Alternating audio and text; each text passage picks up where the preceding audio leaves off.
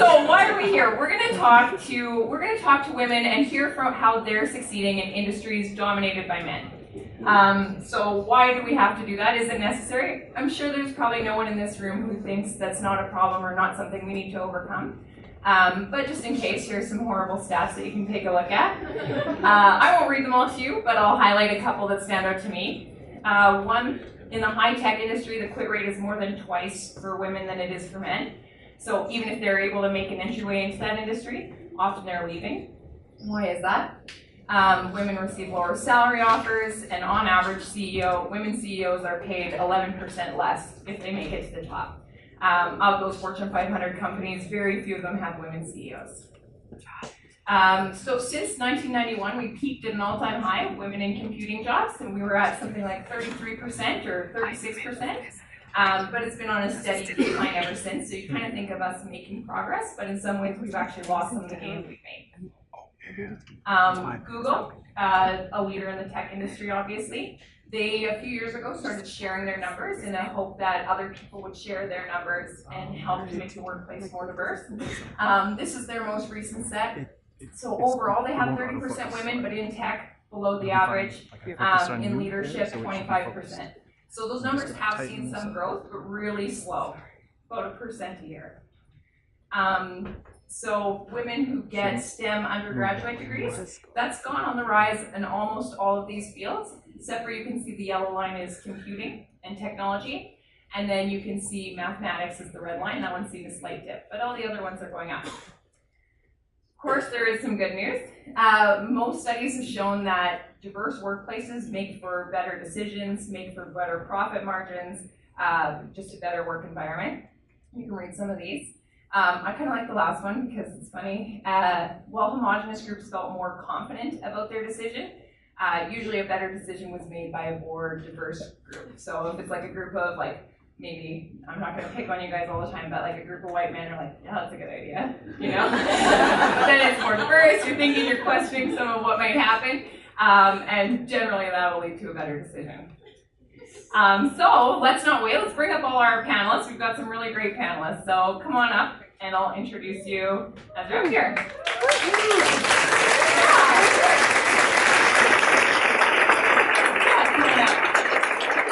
Rather than have you hobble up individually.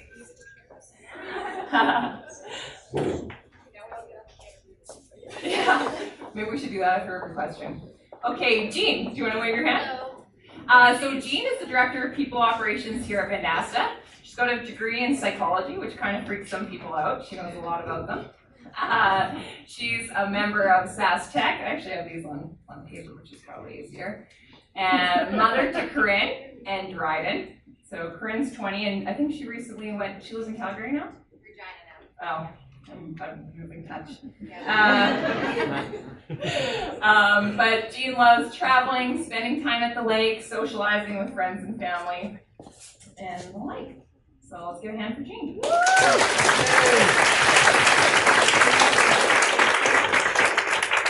Okay, we've got Jocelyn Bissonnette.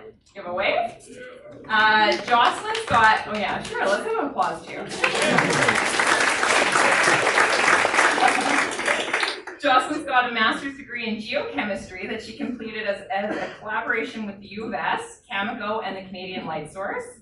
She works as a health physicist at Cameco's Corporation head office.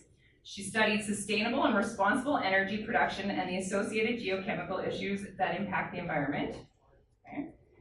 Now she's involved in the responsible monitoring and measurement required to ensure safety for both personnel working in the industry and the communities these facilities influence. And she's a member of Young Generation in Nuclear, Women in Nuclear, and Business and Professional Women's Societies. Give a hand for Jocelyn.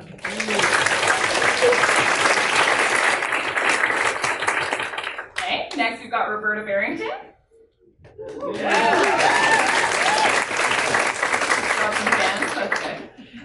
Roberta holds a Bachelor of Design degree from the Alberta College of Art and Design. She's a certified graphic designer as designated by the Society of Graphic Designers of Canada. She attended interaction design intensive classes at the School of Visual Arts in New York. And she works as a designer at Do. She started the Saskatoon chapter of Jessica Walsh's Ladies Wine and Design Salon series with the intent to hold monthly gatherings for and by female creatives. Yeah. Awesome.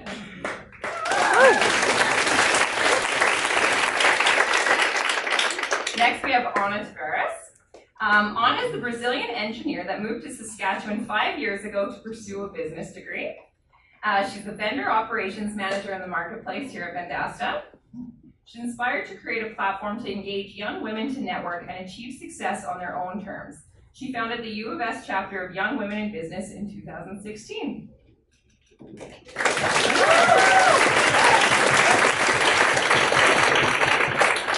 We've got Stephanie Melnick.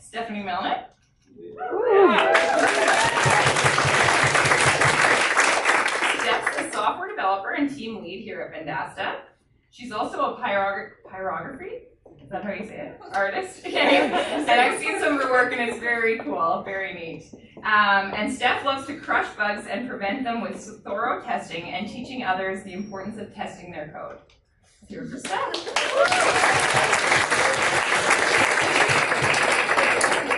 And then we've got Amy Pittman. So Amy is a graduate of the Physics and Engineering Physics undergraduate and master's programs. She works as a technical account manager at Mentor Graphics, which you might know as Solido Design, formerly Solido. She received the Youth Award from the YWCA Women of Distinction. She's a mother to a beautiful daughter, and artist, photographer, and reader. And let's welcome Amy.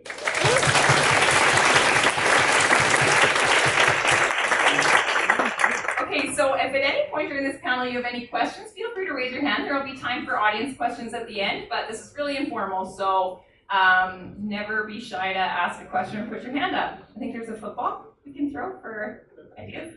Oh, it's changed. It's a box. There's a box that can come flying toward you. So first, and what we'll ask the panelists, if you want to answer a question, let's start with you. Otherwise, I'll sort of pick and cold call you. But we don't need everyone to answer every question. If you've got something else to add, feel free to add it, but we won't go down the line back and forth for every question. So first, though, this one we will, that being said. I just want to hear some of your projects, some of the passions, some of the work you've been doing. So not anything to do with that you're a woman, although it might be. Let's start with Jocelyn.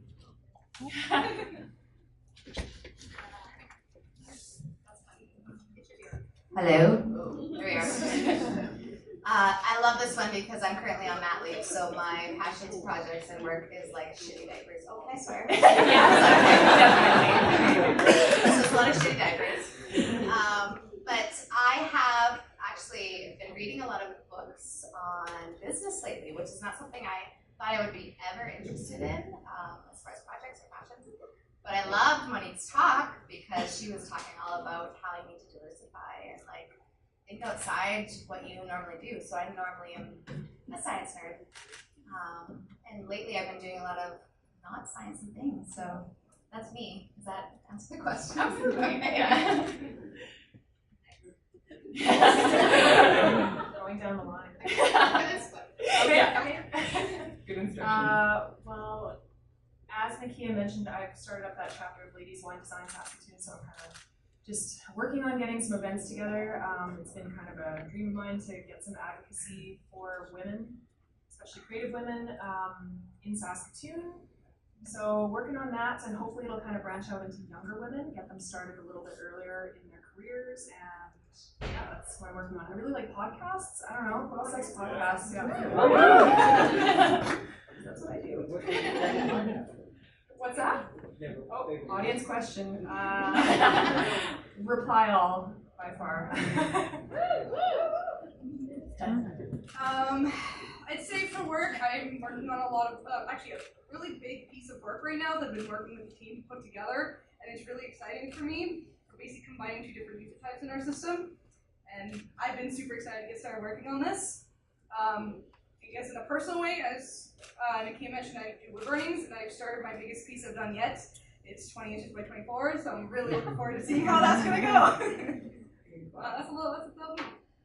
Thanks. A couple of projects I'm working on or that I'm excited about. One is with SaskTech. So SaskTech started in Saskatoon it's for Saskatchewan. Saskatoon are really big in it. And it's a bunch of companies in the tech industry and how we can raise awareness, and my part is with the education system to make sure that more people are going into the tech sector, especially women, and how are we going to reach them at a young age so that they're interested in math and science and understand at the school level what tech jobs are. So that's one thing I'm excited about. And the other is being in HR and people operations. And millennials, there's some stats around how quickly people change jobs, and how I think it's great because you leave the workforce or leave the job you're currently in, and Dr. Monique said to go follow your passion. But what can we do to have one company, many careers at Vendasta? So how can I make sure that we can move people around and shift things up so that they're still engaged and still excited? And I've been doing some research about that.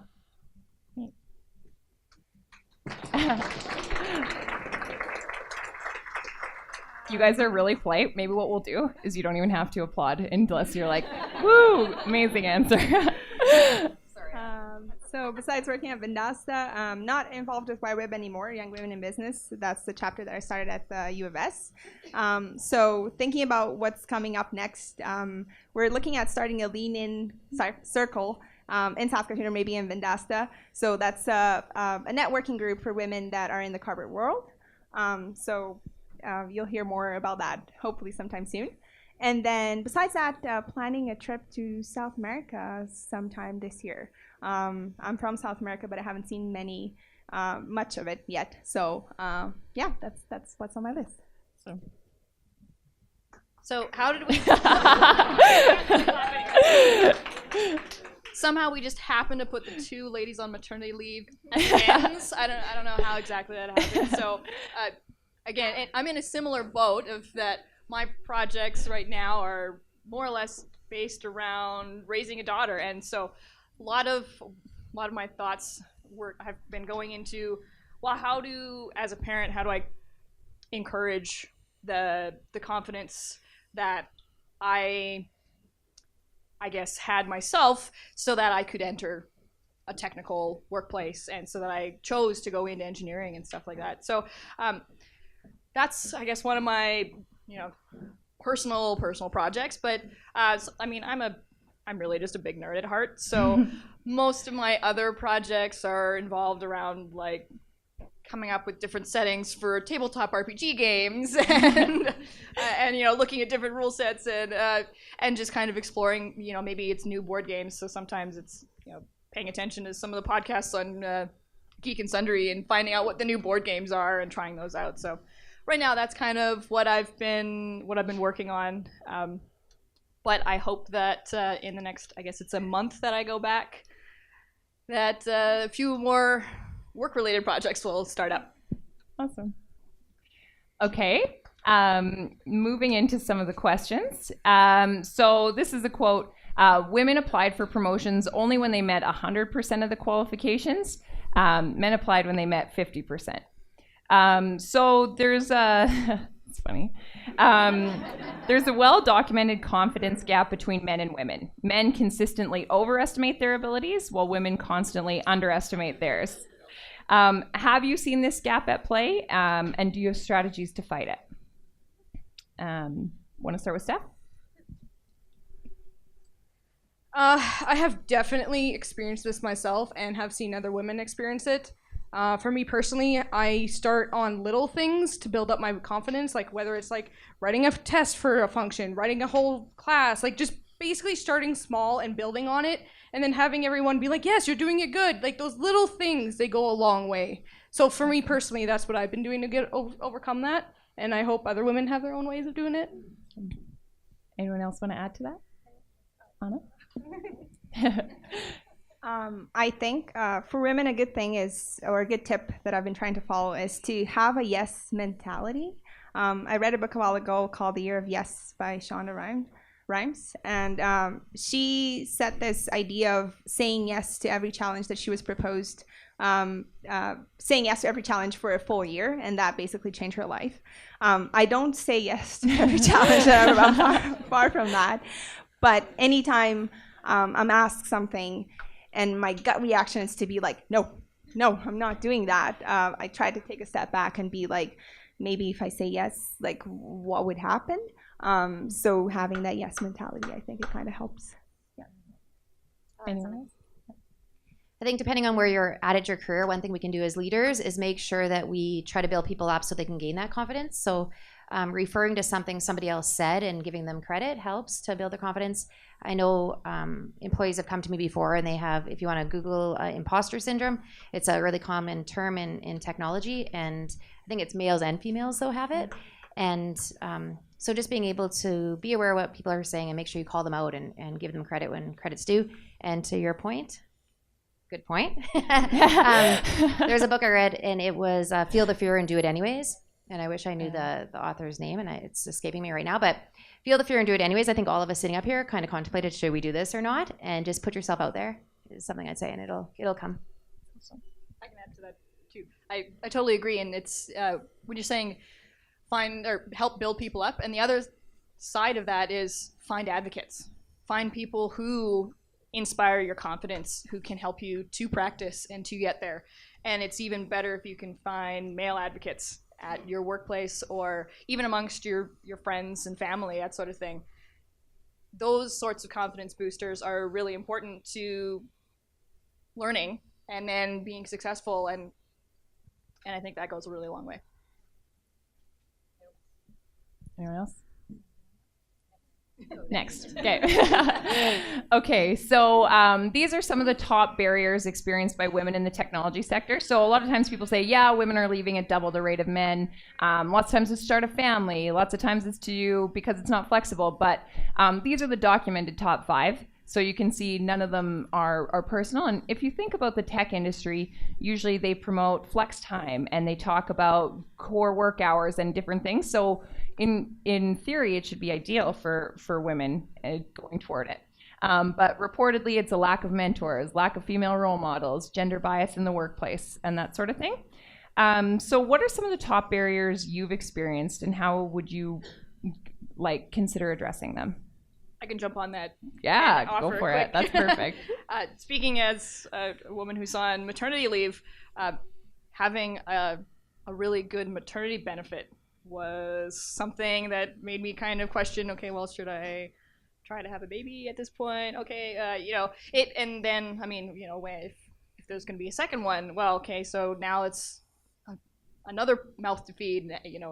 If I don't have a top-up, am I going to be able to afford it? So we find really, especially here in Saskatoon, this is a local thing.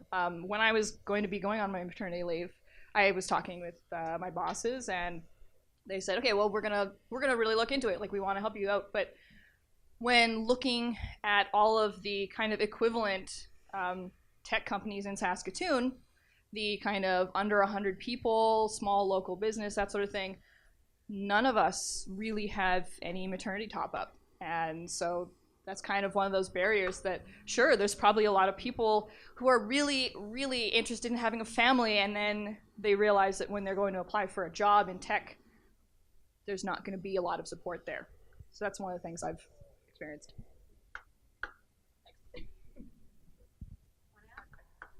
Speak to that, I guess. Just to echo your point on that, yeah, I think it's extremely important that we advocate for benefits for women specifically, like maternity leave.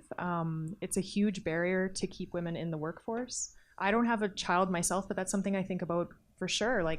How am I going to keep up with my skill set if I do have kids?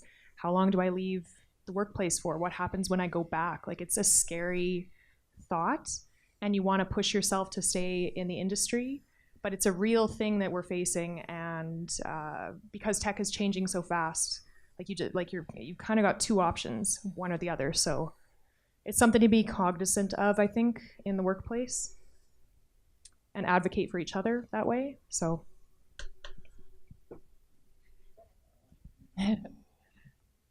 Going away a little bit from the maternity leave topic, but which is an important one. But I think I would say my biggest barrier was kind of like a misconception of my abilities based on how I look. I'm clearly a woman of color. I clearly have an accent. So I think sometimes people think I'm not that smart based on how I sound and how I look. And it's interesting to see like how that misconception kind of falls apart as people get to know me. But how to fight that barrier, it's just something to keep in mind that if you're different for some reason, you're bringing something different to the table. So just keep that in mind, and you're adding something else that other people are not. So, Jocelyn, do you want to add something? Thanks. I feel like I've totally forgotten the question, but I'm just going to talk anyway. Go for it. So an interesting barrier that I experienced actually working up north in a mining situation was not one I expected, but I'm tiny and I'm a woman, and there was never really proper PPE that fit me up there. And it seems like a no-brainer that you should have PPE that fits everyone because it's a safety thing, right? PPE stands for personal protective equipment, in case that's not clear, sorry. Acronyms, right? They're everywhere. So my point is, sometimes the barriers are not always constructs of your work environment in terms of like this project and this project. Sometimes they're actually physical ones. And those ones are the ones that seem like they should be the easiest. And it's important just to bring those up when they happen. So I worked for a long time with gloves that just didn't fit because I thought, oh, well, this is just all we have. And then someone brought it up. These gloves don't fit. It's kind of a hazard. And I guess my point is, bring that shit up. I'm swearing again. Sorry. That's fine. Okay. They love it. Awesome. Okay, before we go on to the next one, I want to get some of you involved. So when I say right, I want you to raise your right hand. And when I say left, I want you to raise your left hand. Sounds easy, right? Right? Left? Okay, good. So you got the first one. All right. Now, the next time, I want you to raise your right hand if the word refers to male, and raise your left hand if it refers to female. So right hand, something like son, uncle, male pronouns. All right. Did you guys hear that? Okay. Yeah, you guys can do it too. You should. Uncle, sister, grandma, husband, niece, mother, brother, nephew. This is super fun. Okay, and the goal is to be quick, so you guys are doing a great job. So next, I want you to raise your left hand if it's male or career-oriented, briefcase, salary, profession, and raise your right hand if it's female. Did I say right hand twice? Okay. I'm just going to read this because I wrote it right. Raise your left hand if the word is male or career-oriented, and raise your right hand if it's female or family. Okay, so family like siblings, uncles, aunts, that sort of thing. All right. Man, kitchen, grandpa, uncle, briefcase. Oh, okay, wait. So if the word is male or career-oriented, they don't have to be associated in your mind. Does that make sense? Yeah, you don't have to agree. That's just the rule. Exactly. Stupid rule, but it's We're gonna switch it. I'm sorry. No, it is a stupid rule. Okay, we'll keep going. Husband, niece, mother, brother, nephew. Okay, now I want you to raise your left hand if the word is male or family. Okay, so the same brackets, but switching. And your right hand if it's female or career. Okay? Woman, marriage, home, manager, boy, relatives, employees, grandma, manager, baby, laundry. Okay, laundry. Okay, so how many of you found the last one most difficult? A little slowed reaction? So about 3/4 of people will have a slowed reaction. So this is something that a lot of people will refer to as an unconscious bias. So it's something we're more likely to associate career-oriented terms with men and family-oriented terms with women. So might not seem that important when you're doing this, but snap decisions, usually we refer on that unconscious bias. It's been really helpful in history. Didn't have to find out if a snake was poisonous, you just ran from the snake, right? But now snap decisions can lead to relying on that unconscious bias, and maybe if you're hiring, can mean hiring people like you, or working with someone, or if you're evaluating someone's skill, it can mean that snap decision and that unconscious bias. So this is something that's kind of come into play at a lot of places. Google has unconscious bias training. It's available online, so a lot of people do it. There's some contention over it, but a lot of people address that this is definitely an issue. So for our panelists, how do you see unconscious bias manifest itself maybe in your workplace or in your normal life? And what can we do to change those perceptions? I can start. Awesome. One occasion of this that I've seen and kind of heard about is there's a bunch of women in a room and there's like also a guy, and they're trying to explain sorry, words. They're basically trying to get the idea across, explain how they're kind of envisioning it. And I noticed there was one time where the guy didn't actually believe the women's opinion until another guy explained it to him. And I thought that was really weird. All their ideas were perfectly valid. They made complete sense. And the other guy explained the exact same thing. And the guy's like, oh, okay, yeah, it's a great idea. And the women's just like, that's what I was saying. I don't know how to change it, but it's just an example of something I've seen here. At least once.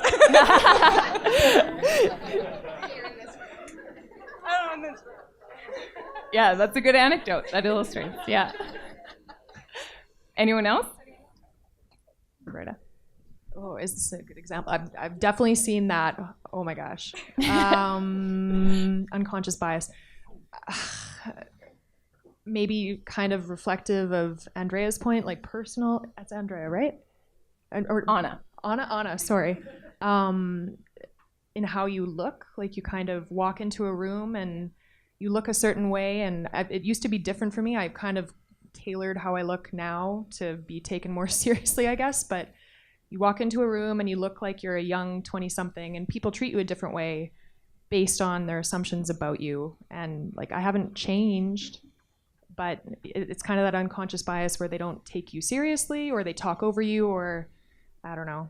They meaning women or men, I guess. So yeah, ageism, sexism.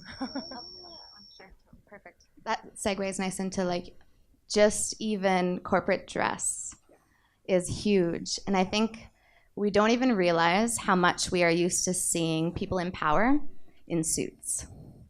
And I have noticed, and this is crazy to me, but I have noticed that females who wear suits actually tend to either, I don't know if it started, like where's the chicken and the egg, but, right? Maybe it's the 80s? Yeah. It might be the 80s. So maybe, I don't know. So people from the 80s who got used to wearing suits and the nice, okay, we won't get into that. But what was my point? Shit. Right. So the unconscious bias that I find fascinating is dress. And I feel like in the corporate world, especially, men are expected to wear suits and ties, and women have a little bit more variation. And the play on that, in which there is a level of respect for what you wear, is really fascinating to me, and I have seen it in many examples. So that's mine. Agree. Another area where I've seen unconscious bias play is small talk. I'm a big introvert, and I really don't like small talk. I'm not saying small talk is bad, but sometimes I notice that when we're talking just to fill up space, we let those unconscious biases come out, and sometimes we're just basically regurgitating what kind of like we hear from the media or we see in the newspapers, or we're just basically repeating things that without really criticizing or taking a moment to think about what we're saying. So I think that's another space where I see kind of like those biases kind of play out. that was a really good segue into what I was going to say. So this is working out perfectly. And so I've seen this kind of thing happen in kind of the differences between conversation, and it's the difference between the really formal conversation and the relaxed conversation. So a lot of young men are taught to be a gentleman to a lady. So I have found that when I go to talk to a new client or something like that, I'm talking to maybe a new manager or a new designer, they're really formal. And that's fine for like that first maybe email back and forth or first phone call and stuff like that. But when that formality persists, because we kind of are just relying on that unconscious bias and not letting it relax into that really easygoing conversation, then it makes it really difficult to make any progress, because it's that easygoing conversation that really allows you to dig into what a person needs, or maybe it's the things that they're, you know, not really wanting to say when it's really formal, but when it's like, oh yeah, so like, hey, you like broke your collarbone mountain biking the other day. Like when you get back into those conversations, then they're a little bit more willing to tell you about, oh man, like we just can't get this simulation to work, or, you know, that sort of thing. And so you really want to get to those relaxed conversations. And so I think that's one of those biases that we tend to be in the formal mode of conversation when it's like males and when it's a mixed party rather than two females talking or two males talking. Oh, question. I was like, oh, yeah, perfect.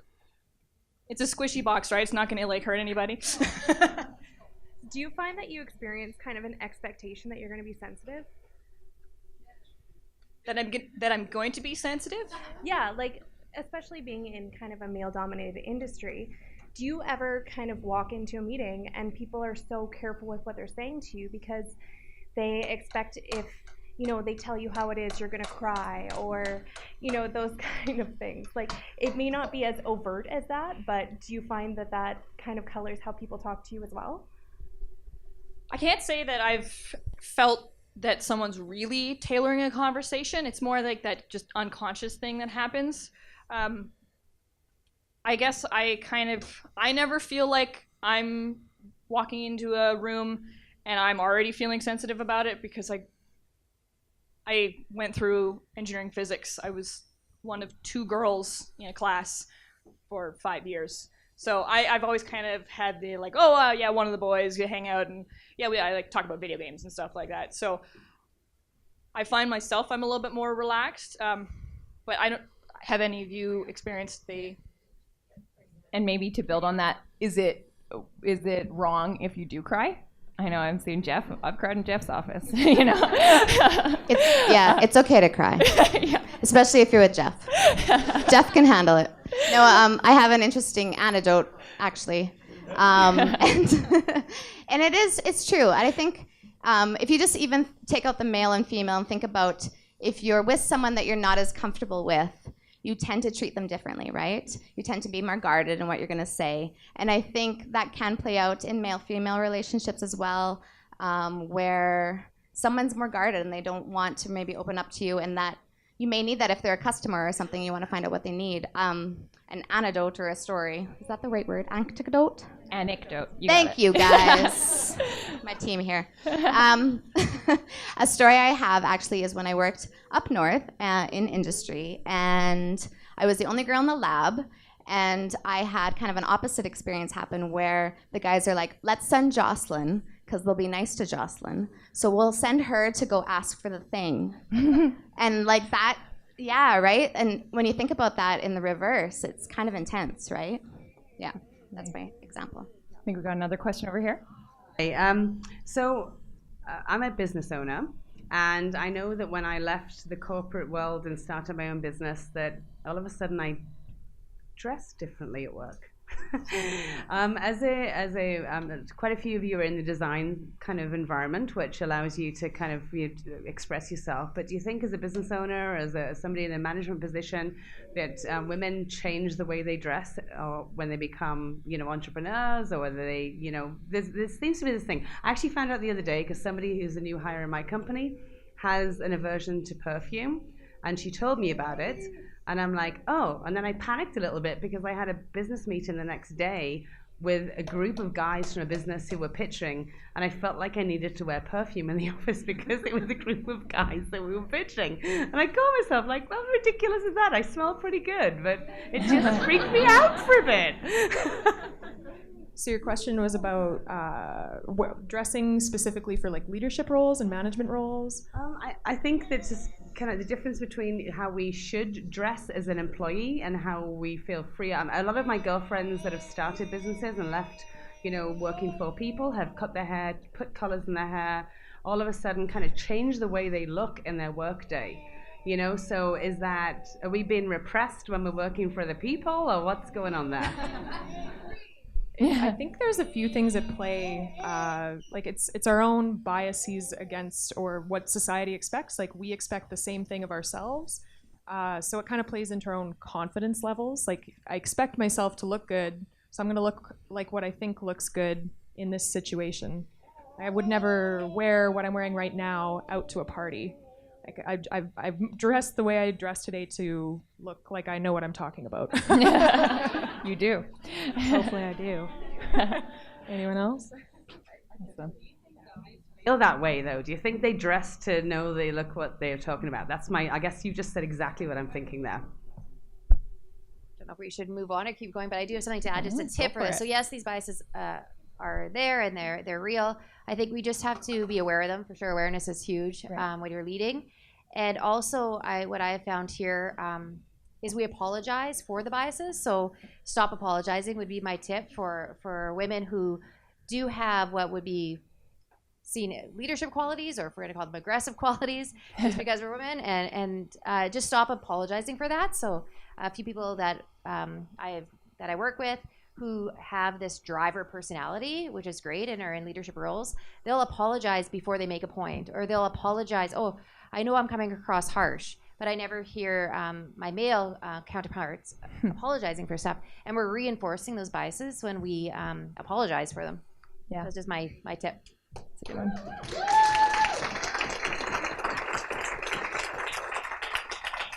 Awesome. So this is about male advocates. So sometimes my biggest pet peeve is you go to a conference and they're like the Janes of digital or something like that, and it's about women in tech, and then the whole audience is women. And you're like, I hope that you guys agree with me, and I hope you're advocating for change. So how do we involve our male counterparts, really? So what are some of the more systematic ways male advocates can make a difference?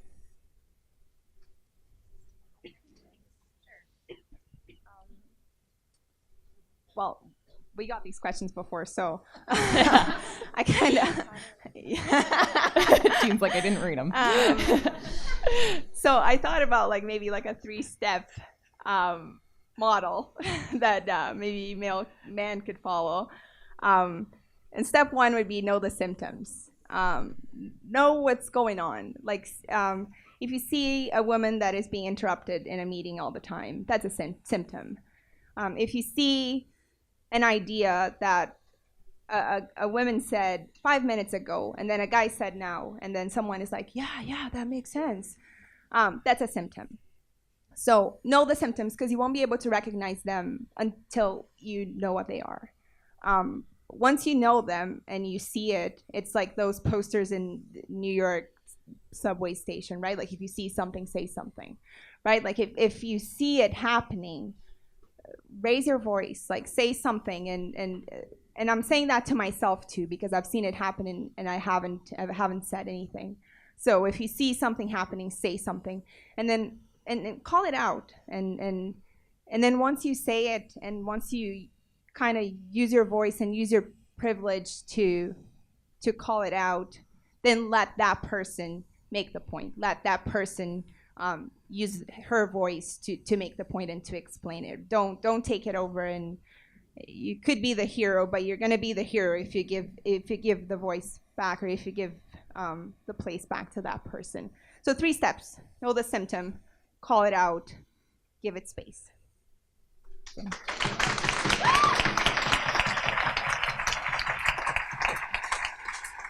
Okay, I'm going to add a step 4. Is that okay?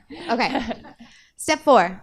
when you see something like that, and even maybe if you don't see it, maybe if it's just like really overt and you're not comfortable bringing it out in a meeting, because that can be hard sometimes, go talk to that person after and ask questions. Like ask, how did you feel about that meeting? And what did you think about this thing that they said? And I found asking more questions and talking less than you're listening. Is that right? Listen more than you're talking? Something like that, yeah. Obviously, I'm really good at that. Is really important, and especially important for managers. So I actually, when I saw some of the questions, because yes, we were given them, that Nikki was going to be asking us, I was really not sure what to say about male advocate part. So I asked the advice of someone who I've always felt was a really good advocate in my workplace. And he said he learned a lot from asking questions in that very way that I just described. So after a meeting or an experience, he would ask, hey, how did you find that? And he said, just listen and try and he said he always felt that he didn't have a bias until he stopped and listened to what these women were saying and realized he really didn't see it from their perspective. And that's all we really need, right? And male or female, we just need to see things from the perspective of the other person that maybe doesn't have the same experiences as us.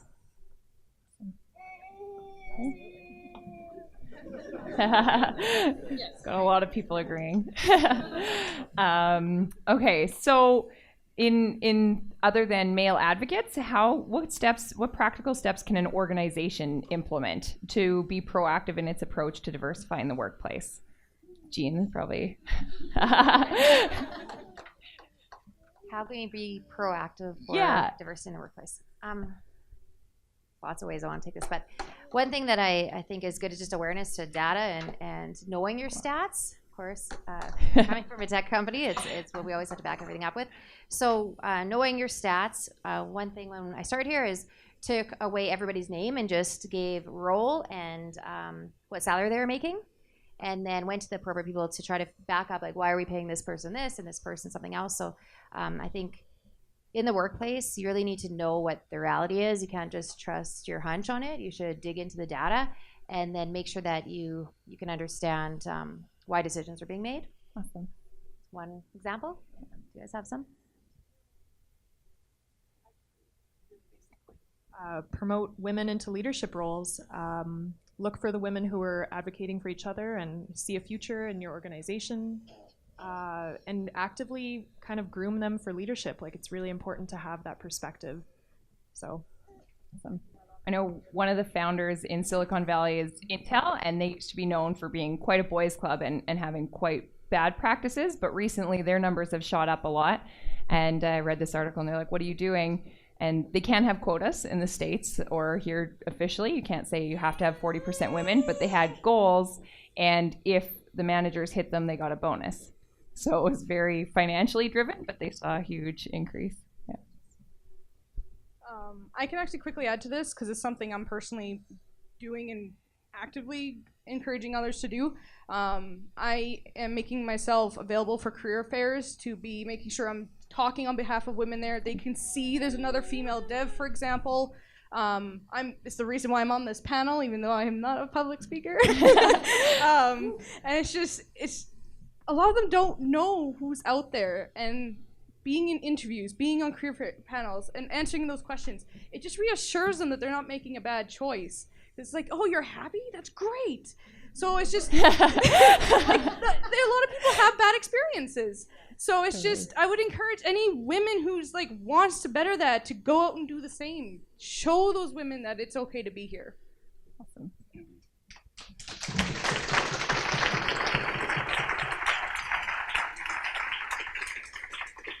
Tying into that, promote really good social atmospheres. It's not just for diversifying in terms of having women in your company, but people from other backgrounds, people who speak different languages, people who come from different countries.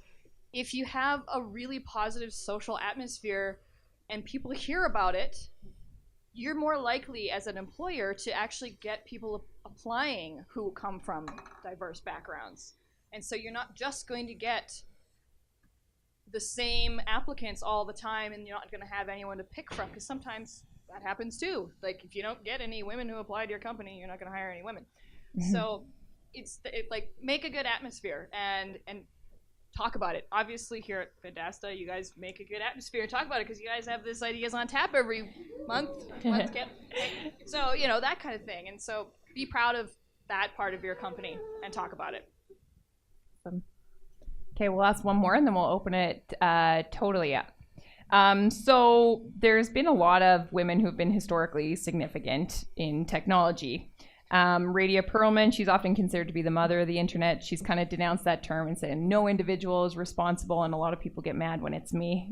So Ada Lovelace, she's considered to have written the first instructions for the first computer program in the mid-1800s. Carol Shaw, one of the first female designers in the video game industry. Whitney Wolfe, founder and CEO of Bumble, was one of the co-founders of Tinder, and the list goes on. But when we think about Silicon Valley and the tech industry, you kind of picture like Steve Jobs, Mark Zuckerberg, Hoodie. So how is this erasure significant, and what can we do to ensure that like our stories get told and recorded?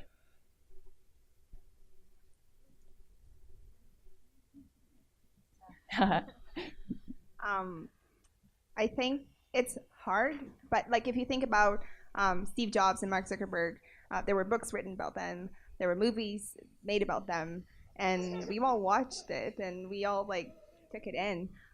So I think we should keep questioning, I guess, like and taking it with a grain of salt. And anytime a movie or a book comes out that it's about a female in that industry, that we go see it and we support it and we talk about it.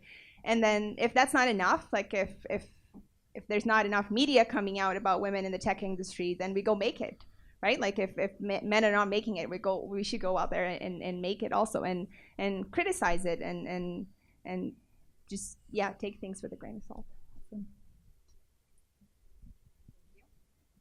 Be like Monique. She was awesome tonight, right? Wasn't she awesome? Be awesome. Start a company, and then get really good at bragging. And like get up in front of people and brag about it. And just don't be scared about doing that, because that is really important too.